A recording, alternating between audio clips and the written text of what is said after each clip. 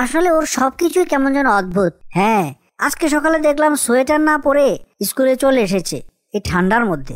আল্লাহর হুকুম নবীর সুন্নত করতে হবে জিন্দা, এই আমলে পাবো না জাত আসবে সফলতা। এইভাবেই দুনিয়া আখিরাতে হব আমরা সফল, শান্তির পথে ইসলামের আলো জ্বালিয়ে দেব প্রবল। আসিফের সাথে চলো আমরাও ইসলামকে শিখি ও আমল করি। শিক্ষণীয় সব মজার মজার কার্টুন পেতে আমাদের চ্যানেলটি আজই সাবস্ক্রাইব করুন এবং পাশে থাকা বেল আইকনটি প্রেস করুন। একদিন আসিফদের স্কুলে ক্লাস চলছিল। সেখানে শিক্ষক আব্দুল করিম সাহেব ক্লাস নিচ্ছিলেন।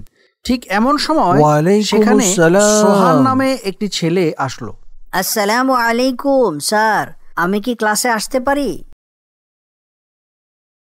আসলে দুঃখিত, আমার আসতে একটু দেরি হয়ে গেল, মেহেরবানি করে আমাকে ক্ষমা করুন। কি ব্যাপার সোহান, তুমি আজকেও ক্লাসে দেরি করে এসেছো? তোমাকে আমি কতবার বলেছি দেরি করে ক্লাসে আসা একদম আমার পছন্দ না। যাও তাড়াতাড়ি পিছনে ছিটে গিয়ে বসো, আমার ক্লাসটা মনোযোগ দিয়ে করার চেষ্টা করবে। এইভাবে পড়াশোনা করলে তুমি কখনোই পাস করতে পারবে না। জি স্যার, আমি চেষ্টা করব আর কখনোই যাতে আমার দেরি না হয়। আমি ইনশাআল্লাহ নিয়মিত ক্লাসে আসার চেষ্টা করব। এরপর সোহান নামের এই ছেলেটি আসিফের পাশে গিয়ে বসে। এই যে সোহান, কি সমস্যা বলো তো? আজকেও তুমি ক্লাসে দেরি করে আসলে? এভাবে তো তুমি প্রতিদিন ক্লাসে দেরি করে আসো আর স্যারের কাছে বকা খাও।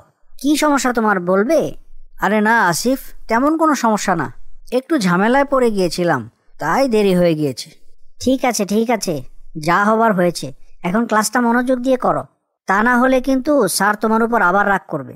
এমনিতেই তোমার কাজকর্মে স্যার তোমাকে দেখতে পারে না। হ্যাঁ আসিফ, স্যারের কি দোষ বলো? আমি তো দেরি করে ক্লাসে আসি, এই জন্যই তো স্যার আমার উপরে রাগ করেন। এরপর তারা দুজন মনোযোগ দিয়ে স্যারের কথাগুলি শুনতে থাকে। কিন্তু একটু পরেই সোহান ঘুমিয়ে যায় ক্লাসে। কি ব্যাপার সোহান, তোমার সমস্যাটা আসলে কি বলো তো? তুমি ক্লাসে বসে বসে ঘুমাচ্ছ? এমনিতেই তুমি প্রতিদিন দেরি করে আসো, আর তুমি আবার ক্লাসে এসে ঘুমাও না। তোমাকে দিয়ে মনে হয় পড়াশোনা হবে না। আগামীকাল তুমি তোমার গার্ডিয়ানকে নিয়ে আসবে, আমি তার সাথে কথা বলবো। দুঃখিত স্যার, আমাকে ক্ষমা করবেন। আসলে গতকাল রাতে আমি ভালোভাবে ঘুমাতে পারিনি, এজন্য একটু ঘুম এসে গিয়েছিল। কি, আবার আমার সাথে মিথ্যা কথা বলছো? গতকাল রাতে ভালোভাবে ঘুমাতে পারোনি কেন? নিশ্চয়ই টিভি দেখেছো অথবা মোবাইল গেমস খেলে সময় নষ্ট করেছো। আমি তোমাদের মতো ছেলেদের খুব ভালো করে চিনি। তোমাদের মতো ছেলেরা পড়াশোনার প্রতি কোনো বিন্দু মাত্র আকর্ষণ নেই। তুমি যদি নিয়মিত এরকম করতেই থাকো তাহলে তোমার নামে কিন্তু প্রিন্সিপালের কাছে আমি কমপ্লেন করব। স্যারের কাছ থেকে এরকম বকা খেয়ে সোহান কাঁদতে লাগলো, আর আসিফ তাকে সান্ত্বনা দিতে লাগলো।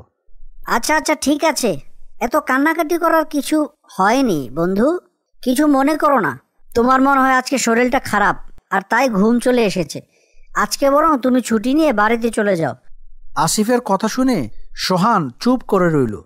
সে সারাটা দিন ক্লাসে আর কোনো কথা বলল না এবং ছুটির পরে বাড়িতে চলে গেল। কি ব্যাপার আসিফ, তুমি মন খারাপ করে বসে আছো কেন? আজকে তোমাকে দেখে অনেক বিষণ্ণ লাগছে। জি বাবা, আজকে স্কুল থেকে আসার পরে আমার মনটা অনেক খারাপ। আরে কি হয়েছে আমাকে খুলে বলো। তুমি না বললে আমি বুঝবো কি করে তোমার কেন মন খারাপ। আর বলো না বাবা, গত কয়েক মাস আগে আমাদের স্কুলে একটা নতুন ছেলে ভর্তি হয়েছে। ওর নাম সোহান। সে একটু অদ্ভুত ধরনের ছেলে। সে এমনিতে ভালো ছাত্র, সে ক্লাসে নিয়মিত পড়া মুখস্থ করে আসে ঠিক, কিন্তু প্রতিদিন কেন যেন সে দেরি করে ক্লাসে আসে আর ক্লাসের একদম শেষের বেঞ্চে বসে বসে ঘুমায়। ও তাই নাকি? কি বলছো তুমি? ঘুমাবে কেন ছেলেটা? ওর কি কোনো অসুস্থতা আছে নাকি? না, ও শারীরিকভাবে তো সুস্থই মনে হয় দেখলে, ওর তেমন কোনো অসুবিধা নেই, কিন্তু কেন যেন ওকে সবসময় বিষণ্ণ দেখায়। জানো আজ কি হয়েছে? যেহেতু ক্লাসেও দেরি করে এসেছিল আর তাই স্যার আজকে তার সাথে অনেক খারাপ ব্যবহার করেছে, এই জন্য আমার মনটা খুব খারাপ লাগছে। ও, মনে হয় ছেলেটার মধ্যে একটা রহস্য আছে। তুমি ভালো করে একটু খোঁজ খবর নিয়ে দেখো কেন এমন হচ্ছে। এরপর আসিফ সেদিনের মতো রাতে ঘুমাতে গেল এবং পরের দিন সকালবেলা সে যখন স্কুলে গেল সে দেখতে পেল অনেক ঠান্ডার মধ্যেও সোহান কোনো সোয়েটার গায়ে দেয়নি। এই যে সোহান, তুমি কি পাগল হয়ে গেলে নাকি? এই ঠান্ডার মধ্যে তুমি পাতলা একটা জামা পরে স্কুলে এসেছো কেন? তোমার গায়ে কোনো সোয়েটার নেই কেন? আরে না, আমার তেমন একটা ঠান্ডা লাগে না, আর একটু ঠান্ডা লাগা ভালো। কত মানুষ ঠান্ডায় থাকে, তাও তো আমার এই জামাটা আছে, অনেকের তো এটাও নেই। তাই এতটুকু ঠান্ডা সহ্য করে নিতে পারি আমি। কি আশ্চর্য, তোমার সবকিছুই কেমন যেন অদ্ভুত। এই শীতের মাঝে মানুষ ঘর থেকে বের হতে পারছে না, আর তুমি কিনা এই পাতলা একটা জামা গায়ে দিয়ে স্কুলে এসেছো। আসলে তোমার মধ্যে যে কি আছে আমি কিছুই বুঝতে পারি না। আরে আমি তোমাদের মতো এত দুর্বল নাকি? আমি শীত সহ্য করতে পারি, এর চেয়ে অনেক ভয়ঙ্কর শীতও আমি সহ্য করেছি। তুমি আমাকে নিয়ে এত চিন্তা করো না তো। তোমার ব্যাপার স্যাপার আসলে আমি কিছুই বুঝি না, তোমার সব কিছুই কেমন যেন অদ্ভুত। হয়েছে হয়েছে, তোমাকে আর শীতের পোশাক নিয়ে এত গবেষণা করতে হবে না। চলো, একটু পর তো টিফিনের সময় হয়ে যাবে, এখন মনোযোগ দিয়ে একটু পড়াশোনা করি। এই হাসান, সোহানকে দেখেছো? টিফিন টাইমে প্রায়ই ওকে খুঁজে পাওয়া যায় না। এই সময়ে ও কোথায় যায় বলো তো? হ্যাঁ, যতদিন ধরে এই স্কুলে সে ভর্তি হয়েছে ঠিক ততদিন ধরেই তো আমি দেখতে পাচ্ছি টিফিনের সময় ওকে খুঁজে পাওয়া যায় না। আসলে ওর সব কিছুই কেমন যেন অদ্ভুত। হ্যাঁ, আজকে সকালে দেখলাম সোয়েটার না পরে স্কুলে চলে এসেছে এই ঠান্ডার মধ্যে। আমি জিজ্ঞেস করলাম, তোমার সোয়েটার কোথায়, এরকম পাতলা জামা পরে আছো? সে বলল সে নাকি শীত সহ্য করতে পারে। কি অদ্ভুত বলো। চলো আমরা দুজনে মিলে একটা কাজ করি, আজকে স্কুল ছুটির পর ওকে একটু ফলো করে দেখি ও আসলে কোথায় যায় আর ও কি করে। আরে না না, সোহান যদি আবার জানতে পারে তাহলে তো সে খুব কষ্ট পাবে। সে ভাববে ওর নিজের বন্ধুরাই ওকে সন্দেহ করছে। আরে বাবা, এমন নাও তো হতে পারে, ওর কোনো সমস্যা রয়েছে হয়তো, যেটা ও আমাদের কাছে বলতে পারছে না। আমাদের তো বন্ধু হিসেবে এটা দায়িত্ব ওর সমস্যাটা খুঁজে বের করে এটা সমাধান করা। হ্যাঁ, তুমি অবশ্য ঠিকই বলেছ। ঠিক আছে, স্কুল ছুটির পর ওকে আমরা ফলো করব, কিন্তু ও যেন কোনোভাবেই তা বুঝতে না পারে। এরপর যখন স্কুল ছুটি হয়ে গেল তখন আসিফ এবং আরমান সোহানের পিছু নিল এবং কিছুক্ষণ পর তারা এই ব্যাপারটা দেখে প্রচণ্ড অবাক হয়ে গেল। সোহান একটা এতিমখানার সামনে এসে দাঁড়ালো এবং গেট খুলে সেই এতিমখানায় প্রবেশ করলো। আসিফ এবং আরমানও তার পিছু পিছু প্রবেশ করলো। তখন সেখানকার একজন লোকের সাথে তাদের কথা হলো। আসসালামু আলাইকুম, আমরা পাশের স্কুলে পড়াশোনা করি। আসলে আপনার কাছে একটা জিনিস জানতে এসেছি। এই যে এতিমখানা, এখানে একটা ছেলেকে ঢুকতে দেখলাম, ওর নাম হলো সোহান। সে এখানে কি করছে? ওয়ালাইকুম আসসালাম। জি বাবারা, কেন তোমরা কি সোহানের বন্ধু নাকি? তাহলে তো তোমাদের জানা উচিত সোহান তো এই এতিমখানাতেই থাকে।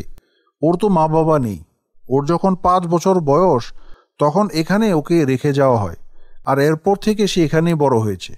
ও তাই নাকি? আচ্ছা, আসলে তো আমরা এত কিছু জানতাম না। ও তো আমাদের এই ব্যাপারে কিছু বলেনি। হয়তো বন্ধুদের সামনে নিজেকে ছোট করতে চায়নি বলেই এ সম্পর্কে কিছু সে বলেনি। আসলে ওর মা বাবা নেই, ও অনেক কষ্ট করে জীবন জীবিকা নির্বাহ করে। এই স্কুল ছুটির পর একটা চায়ের দোকানে সে কাজ করে। আর দেখো, একটা শীতের কাপড়ও তার নেই। এই ভয়ঙ্কর শীতের মধ্যেও ঠান্ডায় একটা পাতলা জামা পরে সে স্কুলে যায়। আসিফ এবং আরমানের বুঝতে বাকি রইল না আসল ঘটনাটা কি। তারপর তারা স্কুলে ফিরে এলো এবং নিজেদের মধ্যে খুব মন খারাপ করে কথা বলতে লাগলো। আয় আল্লাহ, আমরা কত কিছুই না ভেবেছি। এই জন্যই মনে হয় ও টিফিন আনে না, কারণ ওর কাছে টিফিন কেনার মতো পয়সা থাকে না।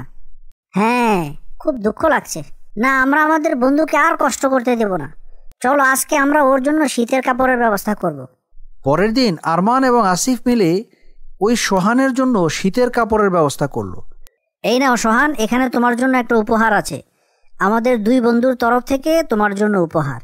কি ব্যাপার আসিফ, তোমাদের না সেদিনই বললাম আমার এগুলো লাগবে না? আমি শীত সহ্য করতে পারি, আমার শীতের কাপড় তেমন প্রয়োজন নেই। তোমরা শুধু শুধু আমার জন্য এই দামি উপহারটা কিনেছো। সোহান, আমরা কিন্তু সব কিছুই জেনেছি। তুমি আমাদের সাথে এই ব্যাপারে আর অন্য কথা বলবে না। আমরা হলাম তোমার বন্ধু। বন্ধু যদি বন্ধুর পাশে না দাঁড়ায় তাহলে কে দাঁড়াবে বলো? আজকে থেকে আমরা একসাথে থাকবো, একসাথে টিফিন টাইমে তুমি আমাদের কাছ থেকেই টিফিন খাবে। কিন্তু তোমরা এত সব কিভাবে জানলে? আমি তো স্কুলের কাউকে এ সম্পর্কে কিছু বলিনি যে আমি এতিমখানায় থাকি, আমার মা বাবা নেই। তোমার আচরণ শুরু থেকে আমাদের কাছে অদ্ভুত লাগতো, আর তাই একদিন স্কুল ছুটির পর আমরা তোমার পিছু নেই, আর তুমি যেখানে থাকো সেখানে আমরা যাই। তারপর সেখানকার কর্তৃপক্ষ রহমান স্যারের সাথে কথা বলি, আমরা তোমার ব্যাপারে সব কিছু জানতে পারি। তুমি আমাকে যখন ক্লাসে জিজ্ঞেস করতে আমি কেন ক্লাসে ঘুমাই, তখন ভেবেছিলাম তোমাকে আসলে সত্যিটা বলে দিই। আসলে স্কুল ছুটির পর আমি একটা চায়ের দোকানে দীর্ঘ রাত পর্যন্ত কাজ করি, আর তাই সকালবেলা আমি চোখ খুলতে পারি না, আমার স্কুলে আসতে দেরি হয়ে যায়। কাল থেকে তোমাকে স্কুলের পর আর কাজ করতে হবে না, আমরা স্কুলে কথা বলে তোমার বেতনের টাকা মওকুফ করিয়ে দিব। তুমি কোনো চিন্তা করবে না বন্ধু, তুমি শুধু ভালো করে পড়াশোনা করো।